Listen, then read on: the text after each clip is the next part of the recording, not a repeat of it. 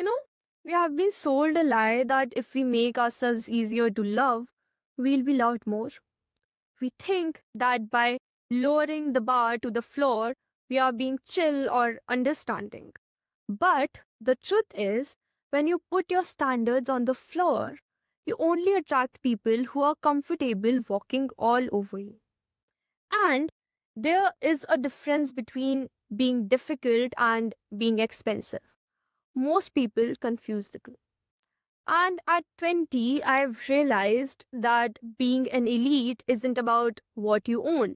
It's about what you refuse to tolerate from the people around you.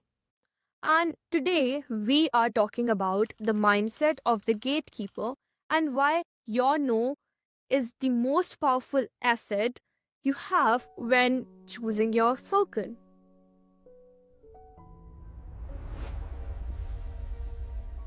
We focus so much on looks or social status, but the real filter is emotional intelligence, whether it's a partner or a friend. If someone cannot regulate their emotions or communicate without ego, they are a liability to your peace. I don't care about someone's potential to be a good person. I care about their discipline. If they make promises they can't even keep, they don't belong to your inner circle. So just stop falling in love with who they could be if they just changed. You aren't a visionary for seeing potential in a project that refuses to work. I am here to build a business, not for running a daycare for adults who cannot even regulate their egos. The thing is that everyone says they want the prince or the princess treatment. They want the gifts, the undivided attention, the love, the protection, and that deep respect. But they try to get it by begging or by staying with people who don't even know how to provide it. Listen closely. You don't get the treatment you want. You get the treatment you enforce. A king doesn't bow to a woman who doesn't even respect her own time. And a queen doesn't support a man who has no plans. You want the gifts, you want the attention. So, you have to be someone whose presence is a reward and not just given like that. If you are accessible to everyone, you are valuable to no one. You don't get luxury experience by offering a discount version of yourself. One of my non-negotiables is loyalty and respect. When someone is in your life, their yes should be a contract.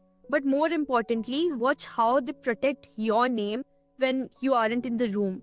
If they speak poorly of their own friends or their past, they are showing you exactly how they'll speak about you one day.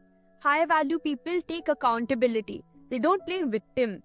If you want a love that protects you, you have to be the first one to protect your own reputation.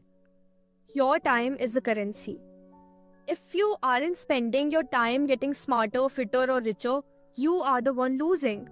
And the same applies to the person who you let into your space. If the people around you don't value your presence or respect your boundaries, give them your absence. It's the only way they learn the cost of access to a woman who knows her worth.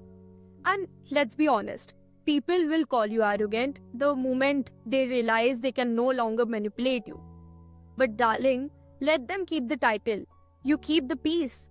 You aren't being mistreated.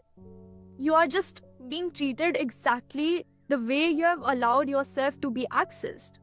Now, just repeat after me. I am choosing to be the queen of my own soul before I ever become a piece of someone's world. That's the mindset of 2026. If you want the elite treatment, you have to start with an elite standard. So, stay expensive.